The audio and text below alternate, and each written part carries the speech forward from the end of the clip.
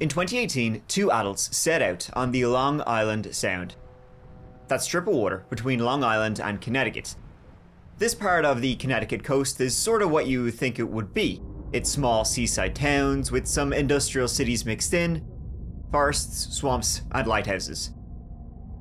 These two people were actually headed out to one lighthouse in particular, allegedly a very haunted one. Now, I won't be telling you much about any ghosts, but what happened to those two young people is definitely a horror story. Hey you, and welcome. My name is Mike, and in this sole video, it is part 8. I think probably should have checked that before I started recording, of the scariest disappearances that still remain a mystery to this day. But before we get into it, please subscribe to see new stories for the dark every single week. Now, you and I, let's give it a go.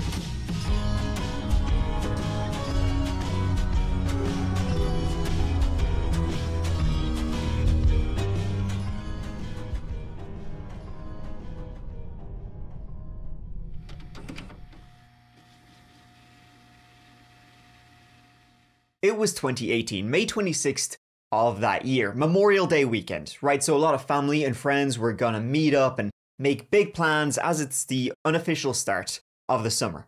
Two friends meeting up were 21-year-old Sofia McKenna and 20-year-old Spencer Mugford.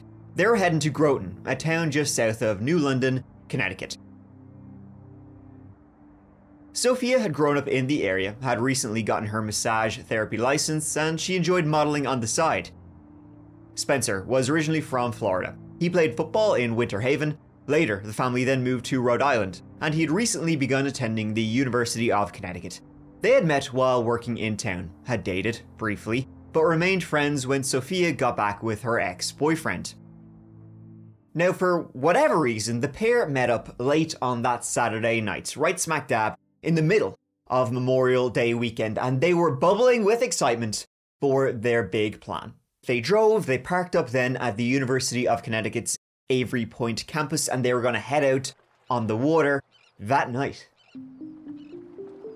Growing up in the greater New London area, Sofia would have heard many times, no doubt, the story of the New London Ledge Lighthouse, which sits less than a mile off the coast.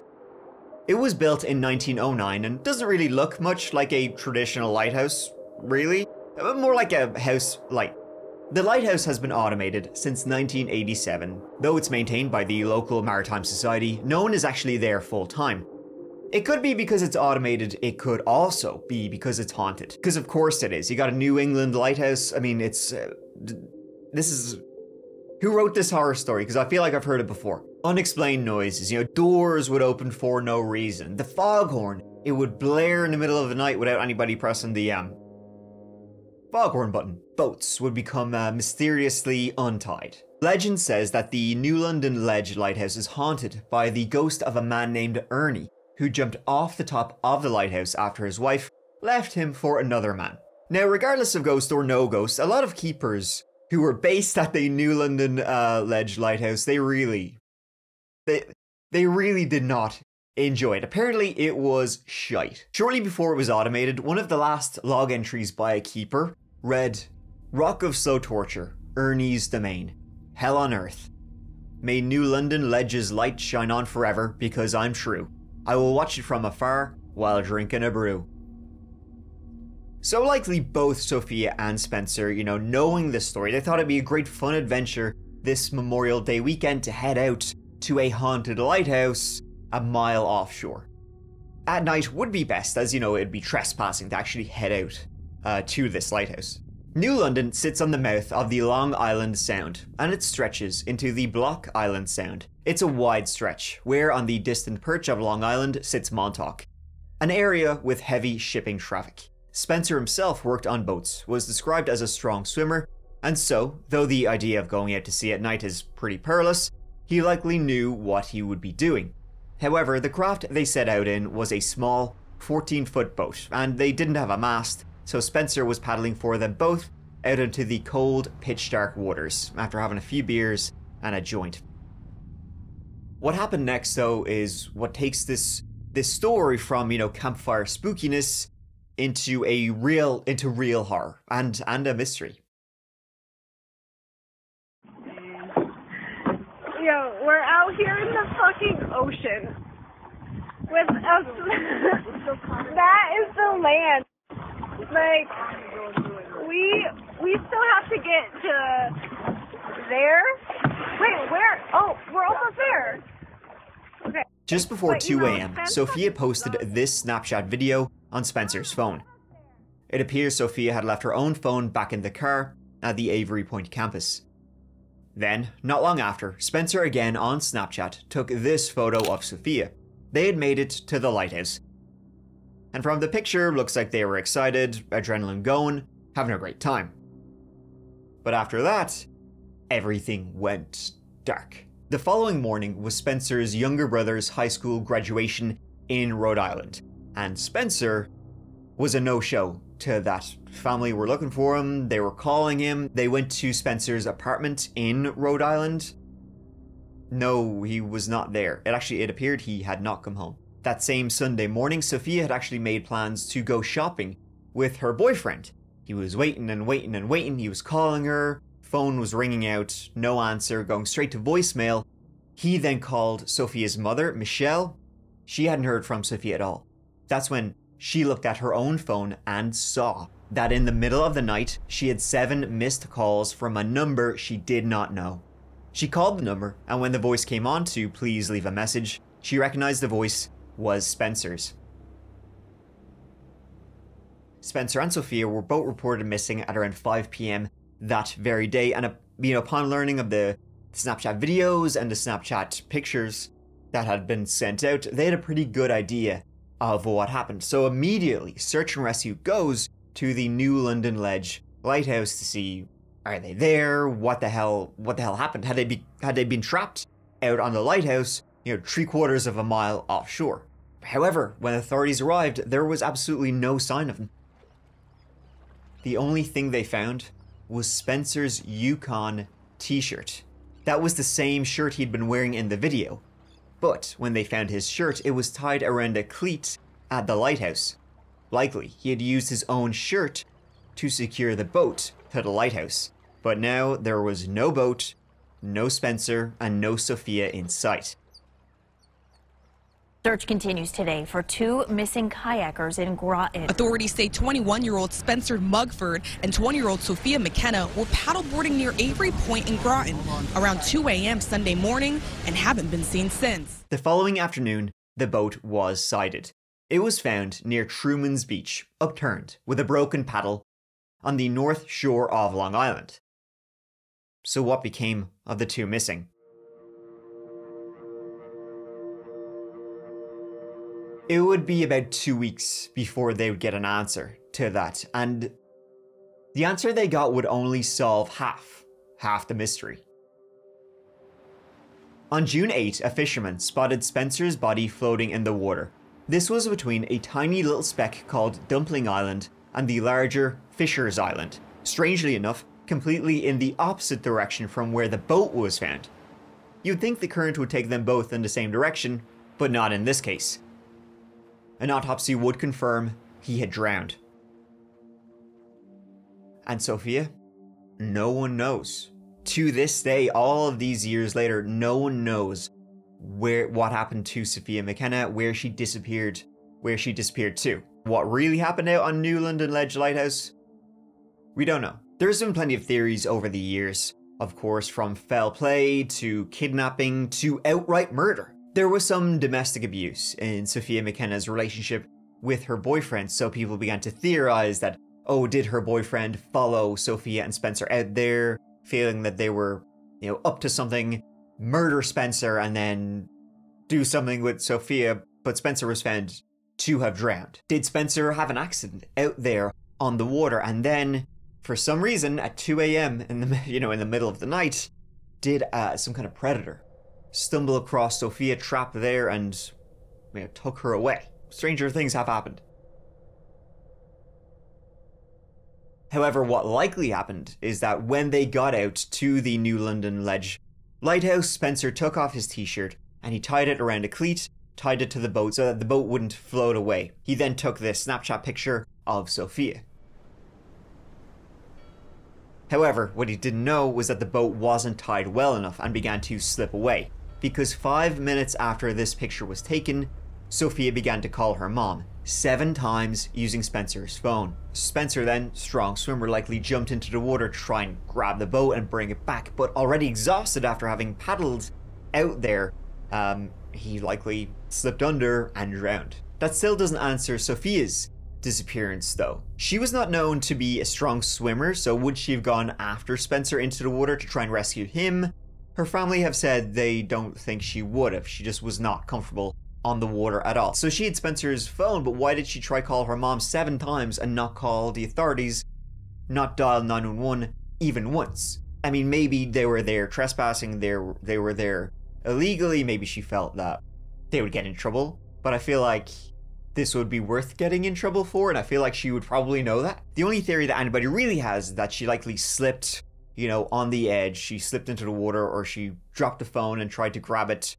Somehow she ended up in the water and she likely drowned as well, but again, her body has never been found. This many years later, though, it's unlikely we will ever get an answer to this very disturbing, unsolved mystery.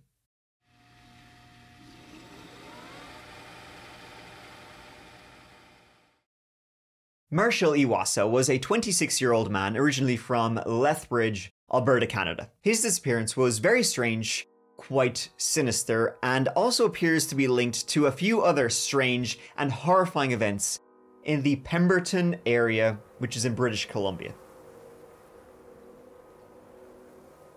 Marshal had a close relationship with his family, but at the time of his disappearance, he'd been acting quite strangely.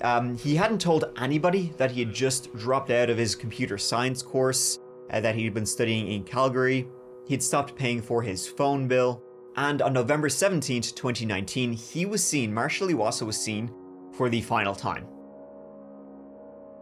That day, he was in his mom's house in his hometown of Lethbridge.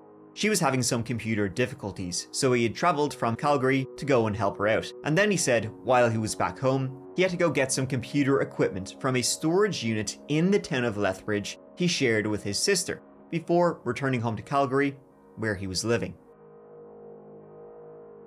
After helping his mom out with the computer difficulties she was having, he went to this storage unit, but was unable to access it. He was trying multiple times to access this storage unit in Lethbridge. He only managed to gain access to it at around 6 AM, but it appears this storage unit was probably just likely closed throughout the night. But Marshal would have been aware he couldn't access the storage unit in the middle of the night, so he was determined to get into it until he was ultimately forced to wait. So he goes into this storage unit where himself and his sister had been storing some stuff and some computer equipment and technology pieces and so on and so forth. He stayed in there for about 2 hours before leaving at 8:30 AM. After that, no one knows what happened to Marshal Iwaasa, but whatever he gathered from that storage unit, he wasn't taking it back to where he lived in Calgary. In fact, after that, he vanished. His family, they reported him missing, but no one had any clue what had happened to Marshal Iwaasa. That was until about a week passed. 12 hours by car away, in Pemberton, British Columbia, deep in the mountains, his truck was found burnt out completely by some hikers. Like nothing more than debris was left inside. Most of Marshal's stuff had been in there. Computers, an Xbox, his passport, all found in the truck. But absolutely no sign of Marshal. The hiker who found the site wrote on Facebook, "When we arrived, we came onto quite the scene. There was a burnt out pickup truck that smelt very fresh. In addition, there were possessions thrown all over the area, including 2 passports, 3 smashed cell phones, a smashed laptop, ID cards, toiletry bags, and clothing. It felt like a crime scene and had a very eerie feeling. We turned around and left, deciding not to hike to the hut with a fear of walking into something." Now, the scene just north of Pemberton, deep in the woods, it wasn't actually reported to the police until 2 days had passed. The hikers had no cell service. That's how deep in the woods this was. How Marshal's truck even got out there, had he taken it out there? No one had any sort of clue, and Marshal Iwaasa had absolutely zero ties to this Pemberton area and Kamloops, this whole area. The police cordoned off the scene at the end of a remote logging road. And it was bizarre. There was not one, but 3 cell phones smashed. Clothing was found scattered around the truck. But not all his items were found. His wallet was missing. The phone he had been using at the time was missing. And some items that were found were not Marshal Iwaasa's. And Marshal would have had to have filled his truck up with gas to get from Lethbridge to Pemberton. But after he left the Lethbridge area, there's no indication he did so. In fact, there were no financial transactions at all. So who did? Who did fill up his truck, and who did possibly get it here? The multiple phones and computers and stuff like that we can imagine was maybe taken from the storage unit where him and his sister would store old, computer bits and phones and stuff that they weren't using anymore. But why he had taken it here, if he had indeed taken it and then destroyed it all, was a eerie mystery. This hammer was clearly picked up and moved. Marshal Iwaasa's brother-in-law, Dawson Fogan, points out areas of particular interest in 2 photographs. These are pictures taken by the hikers who first found Marshall's burnt-out truck in the backcountry near Pemberton, BC on November 23rd. But according to Fogan, there are differences in the photos the hikers took when compared to the photos RCMP took just 2 days later. Even weirder was that when comparing photos the hikers took when they initially found Marshall's truck to official crime scene ones the police took 2 days later, the scene had clearly been tampered with in between. A huge search of the area was done, but no sign of Marshall was found. No trace whatsoever. The dogs couldn't find a thing, and in the endless surrounding forests, there were no leads. But it was surely a case of foul play. The cause of the fire of Marshall's truck, it was soon determined to be arson. So somebody had set that truck on fire deliberately. Was it Marshall though? Or no? And if somebody had set this truck on fire deliberately, they must have, had another vehicle to escape on, because this was the deep, dark depths of the Canadian wilderness. Marshal Iwaasa has never been found, but what's strange is that a number of other men have had some horrifying fates in this area, an area known as the Kamloops Triangle. For example, another disappearance allegedly connected to whatever happened to Marshal Iwaasa was the disappearance of Daniel Ryuk, who also disappeared in the same area at the same time.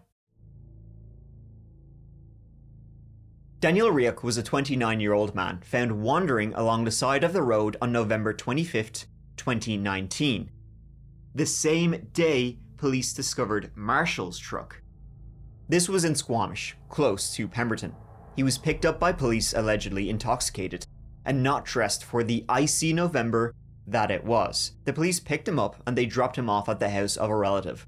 But later on that same day, he left and he vanished. He was seen later at a Tim Hortons in Squamish, but then never again. The next day, Daniel Ryuk's car was found just by the side of the road. Allegedly, one of the doors was open and the engine was on. The car was just there idling. It wasn't believed Daniel left that car there. Daniel wasn't reported missing until the following January. People picked up on these 2 strange disappearances in the same set of valleys pretty quickly, and both men were sort of similar, both around the same age. But the real strange links between the 2 men would start to pop up in these Facebook groups set up to talk about what could have possibly happened to Marshall and to Daniel. And one person would chime in saying they'd seen both Marshall and Daniel at a bar. The bar has since closed. The bar was called That Irish Place. This was in Squamish. The person who commented this knew Daniel, and then I guess they must have, later on recognized Marshall. But Marshall and Daniel were not alone. They were allegedly with a third person who was... They only describe him as being very scary looking. The 3 men were in the bar, sitting around having a couple of beers, but both Marshall and Daniel looked intimidated, scared, and they were following this guy's orders and just doing whatever he wanted them to do. Then later they went out to Marshall's truck, which was parked out front. I'm very sure it was Marshall's truck in the parking lot outside That Irish Place in November 2019. Marshall, Daniel, and the scary dude were sitting in it for a couple of hours. I went outside for a cigarette and Daniel asked me for one. I asked him what those two dudes were doing sitting in the truck for hours, Marshall and the scary man. Daniel said, "I think that guy is going to kill us." I did not take him seriously. Daniel and Marshall both go missing under very strange circumstances. Daniel was from that area, Marshall's truck was found in that area, and then you have a witness now saying they saw them both with some scary guy. Then the links get even weirder when it would be revealed that some of Daniel's items were found at Marshal Iwaasa's burnt out truck. Cooler was there and some clothing was there. The cooler was Daniel's, but strangely it had the name Cody Lewis written on it. Seems he was a relative of Daniel's who lived in Squamish. The initial pictures of Marshall's truck when the hikers found it taken on November 23rd, and then the pictures taken 2 days later by the police on the 25th show discrepancies, and Daniel disappeared on the 25th. Had Daniel gone to Marshal Iwaasa's burnt out truck to leave some items there, mess with the scene for some reason? Who knows, but Daniel remains missing to this day. A number of people have come forward urging the RCMP and whoever's in charge of these, two missing persons investigations to classify them as criminal investigations. That they were both met, they both met foul play. The police have refused to change the classification from missing though to foul play. Allegedly, they won't change the classification of these two cases because that would require them to put in actual resources into finding these two men, and they simply don't really want to do that. But that's not the only strange case that has occurred in this area. 3 months earlier, in August 2019, 2 men were found dead in an area called Spence's Bridge. This is about 3 hours east of Pemberton. They had last been seen in July in Vancouver City. Their names were Ryan Provencher and Richard Skur. The RCMP have said they believe criminality is involved, but haven't said any more. Richard had a criminal history and there was likely gang activity. You have another 2 young men murdered in the same area. That's what people really have begun to think, that Daniel and Marshall somehow got involved with some bad people, some killers out there. And 2 other men are missing in the same area under creepy circumstances. One was Ben Tyner, last seen in January of 2019, a cowboy from the United States who had traveled all over the world working on ranches. And lately, he had begun working on a ranch not far from Spence's Bridge. He set out on his horse one day into the hills to look for some missing cattle. Who knows what he found, but 2 days later, they discovered Ben Tyner's horse, fully saddled, terrified, walking along the side of the road. But there has been absolutely no sign of Ben Tyner. Another man who disappeared in this same area is somebody who I actually talked about before. I think it was in part 1 of the Darkest Disappearances. That was Ryan Stuka. He vanished from Kamloops, which is again in the same area, in February 2018 after leaving a house party in the middle of the night, and he just vanished from this town. Nobody's ever had a clue about what happened to him. So in this short amount of time, that's a lot of young men going missing or being found dead in pretty eerie circumstances. This part of Canada, it's big and it's wild. It feels like there's definitely something more going on though than people just getting lost going out for a hike. I mean, in Marshall's case, there is certainly something more going on here. Car didn't burn itself down. Daniel didn't, leave his own car there by the side of the road. And those 2 men didn't shoot themselves dead. It certainly feels like there's something eerie and disturbing in those deep, dark woods.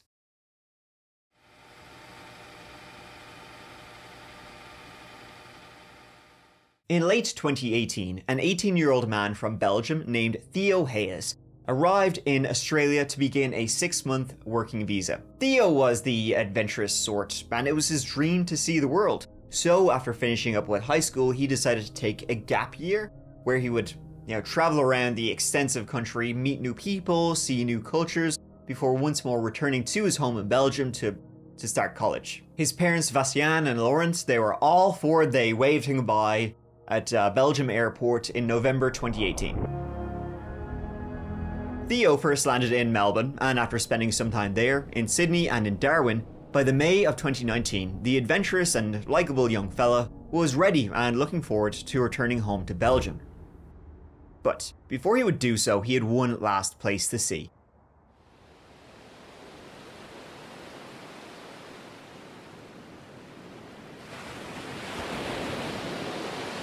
a place that's fairly well known around the world, Byron Bay. Byron Bay sits south of the Gold Coast, and it's well known for its beautiful beaches, its party atmosphere, sort of a backpacker's dream. And so there you would meet people from all over the globe. He checked into the Wake Up hostel close to Belongville Beach on May 29th. He was going to hang out there for a few days, see who he could meet, see what the fuss was about before returning to Sydney and flying home about a week and a half later. However, a week after he checked in, his family not hearing from him, they became worried. Now, not hearing from him for up to a week was not unusual for Theo. He was always on some sort of adventure, always up to something, and he was so far away. But he should have been back in Sydney by now, getting ready to come home to Belgium. So they were kind of expecting to start talking about that. That's when they realized something was probably quite wrong. It was also around this time that the hostel he was staying at, the Wake Up hostel, noticed he hadn't checked out, and he was supposed to have checked out a couple of days ago. Investigating his room, all his items were still there. His passport, his backpack, his clothes, everything. It seemed like he had walked out one day expecting to return, but he hadn't. In fact, that's exactly what happened. The search has intensified for a Belgian backpacker who disappeared after a night out in Byron Bay. Police say the 18-year-old hasn't accessed his bank accounts or his phone in 10 days. Search efforts were today ramped up as police and SES crews scoured Byron bushland for any trace of the 18-year-old who was due to fly home to Belgium in 2 days after travelling around Australia since November last year. The friends he made during his stay forming their own search and handing out flyers to other backpackers, all baffled by his disappearance. We can't eliminate anything at this stage. Theo's parents soon flew to Australia, and the police began, a massive search to try and find him and try and determine his last known movements. He was last seen on May 31st, 2 days after he checked in. That evening, he had gone to a nearby liquor store with another backpacker to get drinks. Then they returned to the hostel before going into town at 9:30 p.m. to a bar called Cheeky Monkeys. However, before midnight, Theo was asked to leave, as the bouncers said he was too drunk. It seems he left alone, his friends staying at the bar. Now, multiple people who'd met Theo that night said he was quite drunk, but he wasn't puking or making a huge mess. He was still compass mentis, he was still talking, he was still very polite. He was just maybe a little bit too much, and this place could get quite rowdy, so the bouncers probably just wanted to kind of nip that in the bud. He was then later seen walking alone on the street, likely on his phone, but after that things sort of go quiet. What was interesting though is that he wasn't walking in the direction of the hostel, even after looking for directions back to the hostel on his phone. Tracking his phone signal, they determined he had ended up walking through some shrubs and bushes towards this other beach called Tallow Beach. It was weird. He was continually searching for directions back to the hostel on his phone, yet he continued also walking away from where those directions were telling him to go. Almost as if he was being taken somewhere and wanted to know how to get back. He arrived on the beach, he sent some text messages, he watched some YouTube videos. It seems like he was, fine, just hanging out there. He was there for a couple of hours, and then weirdly, the GPS on his phone had actually switched off. But from other signals on his phone, they could trace where he was going, not as accurately as his GPS could, and he ended up going to a lighthouse near Cape Byron. His phone would ping a couple more times throughout the night, before finally pinging at 1:40 p.m. the following day, in that same area, the lighthouse on Cape Byron. But that was it. His phone has never been found, just like Theo Hayez. Only clue they ever got was his hat. It was found in the bushland he had been travelling through. The search continued for months, but they never found a thing.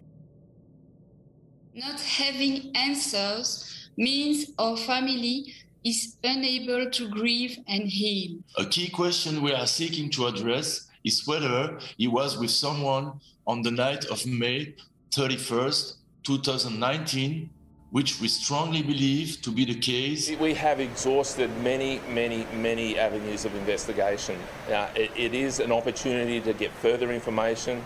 We just want to try and fill those gaps for the family. Theo's phone has never been found, but the path he took that night was tracked on his Google account. Family of a missing Belgian backpacker, Theo Hayez, has vowed to stay in Australia until they find their son. New South Wales police have suspended the search for missing Belgian backpacker Theo Hayez.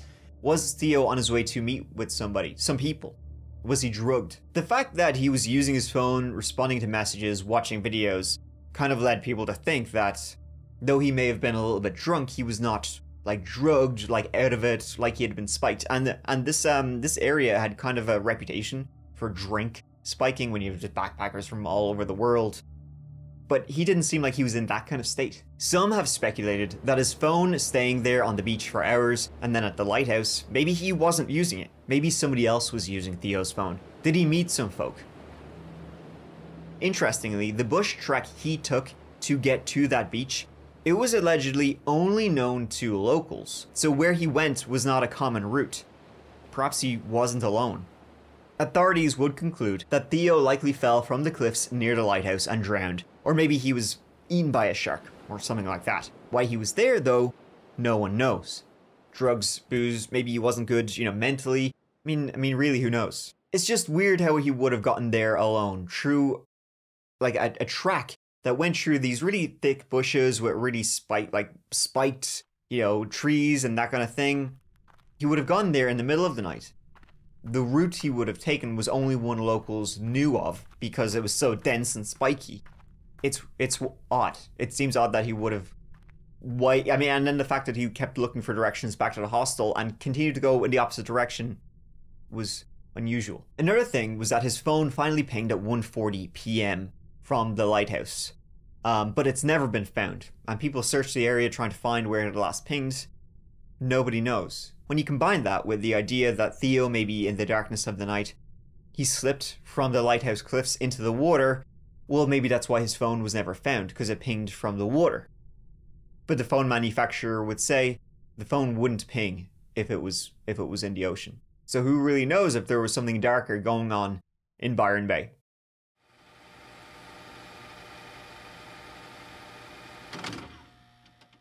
In 1996, Susan Walsh was 36 years of age, living in Nutley, New Jersey, it's not far from Newark. She lived in a small, run-down apartment with her young son, living directly above her estranged husband, Mark Walsh. She worked as an exotic dancer, and she had been a stripper for quite a long time at this point in 1996, and had issues with drugs and booze in the past, but had gotten clean. So being a dancer was what Susan did for a living, though by this stage she had begun to hate it. She actually wrote about chopping men's dicks off. Lovely stuff. But what she dreamed of was becoming a journalist. And she was hella good at it. When she wasn't at the strip club, she was an investigative journalist, and interestingly, both avenues sort of went hand in hand, because working as an exotic dancer and as a stripper, she would meet and come into contact with all of these sort of shady characters and all of these very dark, disturbing stories about the seedy underbelly of New Jersey and New York City. She was doing exposés on the seedier sides of New York City where she worked. For example, a piece she wrote about Russian mobsters trafficking women won her huge praise in journalistic circles in the city. She was lauded as a hard-working, talented writer who was fearless. She was fascinated with various dark subcultures, and in New York, there was no shortage of stories to tell.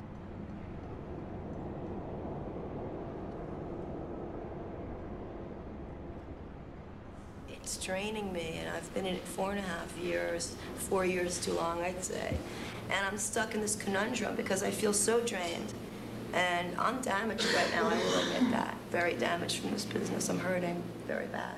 However, after writing the Russian mob piece, she'd become quite worried, not only for herself, but also for her young son. She began to worry late into the night about, the Russian mob is probably not somebody you really want to mess around with too much. So she was like, was she being followed? Was she being stalked? These sort of fears began to develop after covering something so dangerous, and Rightly so. But by this stage, Susan had already found her next story, and that story was the vampire.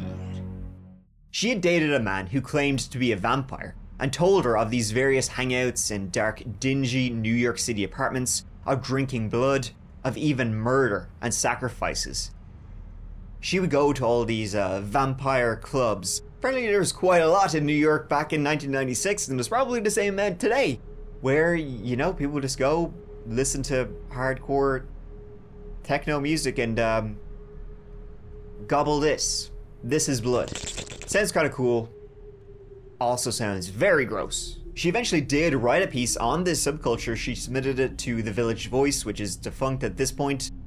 She was told the piece on vampires was great, but it lacked some objectivity, so she was told to go home and rewrite it. But Susan Walsh never got that chance.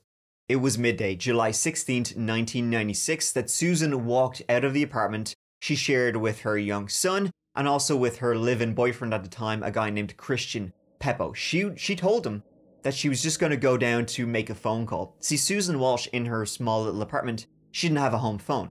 So every time she needed to make a call, she had to go to the payphone, which was like a block away.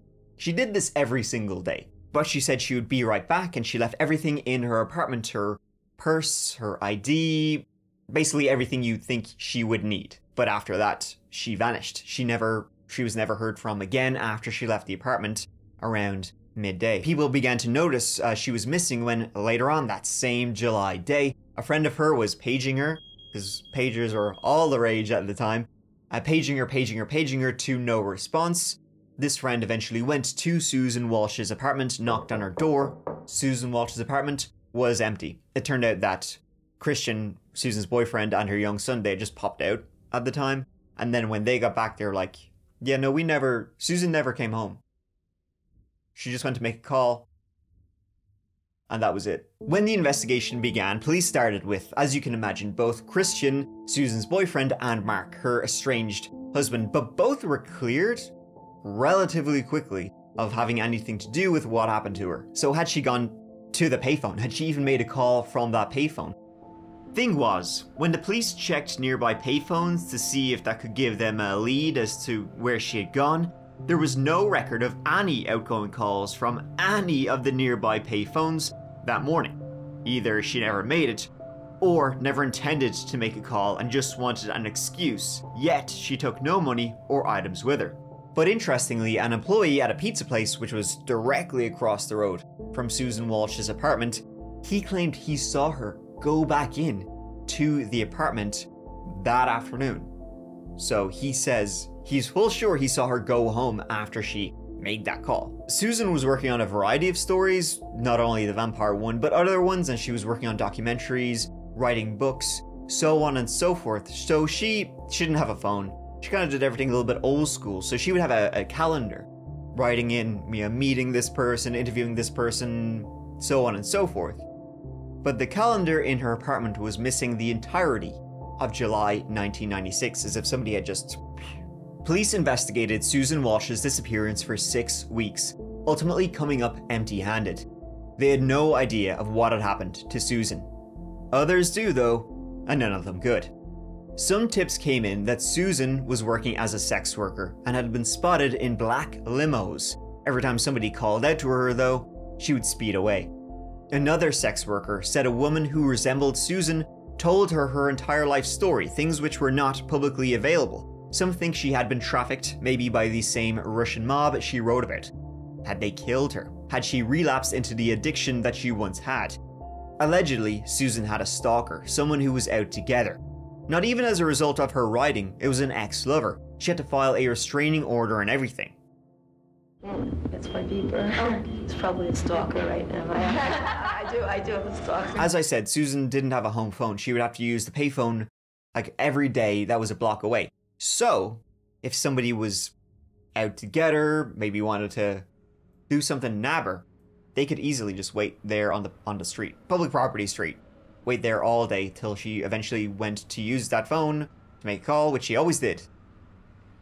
Was somebody waiting for her? Now, this ex was cleared by police, but if you were following her, you would probably find it pretty easy to know where she would be vulnerable every day. But again, with what she was investigating, there was no shortage of theories nor suspects. If the pizza employee was correct in what he saw, and he was telling the truth, that she did indeed re-enter her apartment, well then likely you're looking at Christian and you're looking at Mark, the two likely suspects. Something must have happened in her apartment building, but there was no signs of a disturbance, violent scene, nothing like that.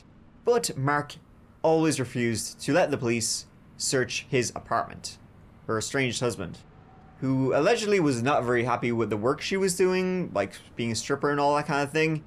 He was so unhappy that she was doing it, he murdered her. And it's unlikely she left of her own volition. She was in the middle of a master's program. She was working on documentaries, on books, on news articles. Sure, her young son, her 11-year-old son, she wouldn't have left him behind. Was it the Russians? Was it the vampires? Police looked into both of those and came up empty-handed. And there was no trace of this well-known journalist on the rise. She was sinking her teeth into some scary shit. Maybe Nosferatu sunk them right back at her. Thank you so much for being here. I really appreciate you being here for this whole episode of that chapter. As you can see, changed the background because I actually really loved this background, but had to do some painting and fix up some stuff. I hope the microphone sounds a little better. You know, I'm always trying to make my videos just that like tiniest little bit better if I can. Because I really love making them and I hope you enjoy watching them. And your support, as always, has been incredible. If you're looking for some more of That Chapter, please check out the That Chapter Patreon. For $2 a month, you get early access to every single video. And there's a whole playlist of Patreon-only That Chapter videos. You can also check out the That Chapter podcast, which has a brand new episode out every single Monday morning, and it's all podcast exclusive stories that we just tell there. Or you can check out the That Chapter merch down below, like that hat. It's cool. All right, but until the next one, please take care of each other and please take care of yourselves. Because I love you. Mike out.